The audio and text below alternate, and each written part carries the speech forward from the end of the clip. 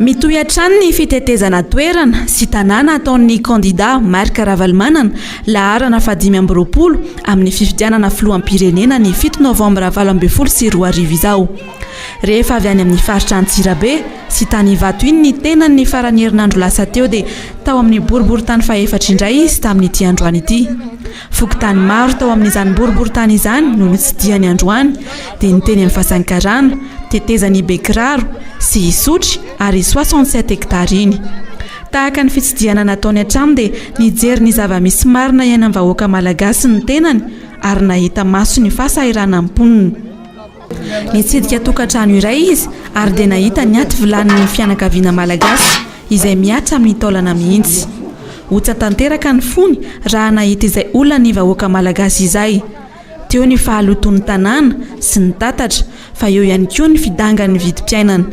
Tsy nijery fotsiny izany anefa ny kandida Marc Ravalomanana raha nanatanteraka izay fitsidiana izay fa nitondra vahaolana izy manoloana ireo olana maro lalovan'ny vahoaka malagasy.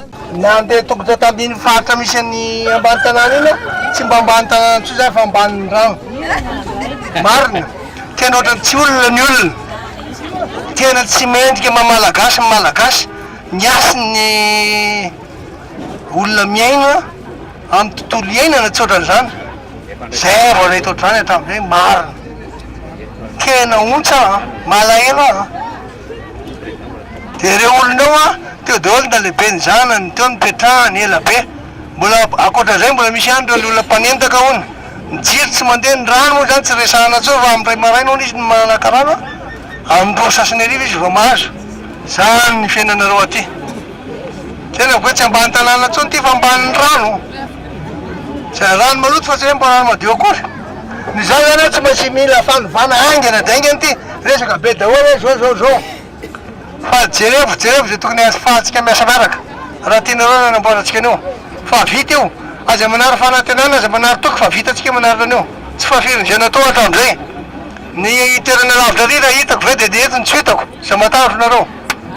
Zay. Nampanantena ihany koa ny tenany fa vonona anarina faingana ireo olana sy ampivoatra izay fari-piainany malagasy izay. Hita fa tafalasaka anaty antsana tanteraka indrindra taoriany ireny savorovoro sy krizy nampandalovana ny firenena sy ny malagasy tamin'ny taona 2020 ireny. Efa teo ny tenany ary hita ny vokatry ny fitantanany. Mbola vonona trano kosa izy amerina anangana indray izay rava ary anohy ezaka efa vitany. Anatin'izany vinanasany rahateo ny fanamboarany indray ny lalana fa eo ihany koa ny famerenany indray ny fandriampahalemana fa indrindra ny fametrahana ny atao hoe EPC na ny éducation pour tous na ny fanomezana fampianarana ny rehetra izay tena nahafantarana azy. Izany vinanasany izany ihany koa no nampahafantarana ny vahoaka maro tonga nanontrona azy teo amin'ny boriboritany fahaefatra androany maraina. Fa ny fahitan'ny vahoaka azy fotsiny dia efa namelona indray ny fanantenana tao amin'izy ireo. Finonany amin'ny mbola ivoaran'ny fiainana indray ary ny atafavoaka ny vahoaka malagasy rehetra sy Madagasikara.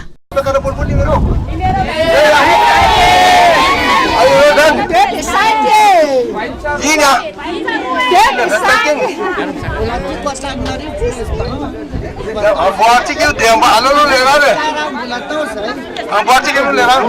Fa tsy rano izy aloha tanàna tsisy rano zany. Elo ava alava karakarainy tsofoka. Zay.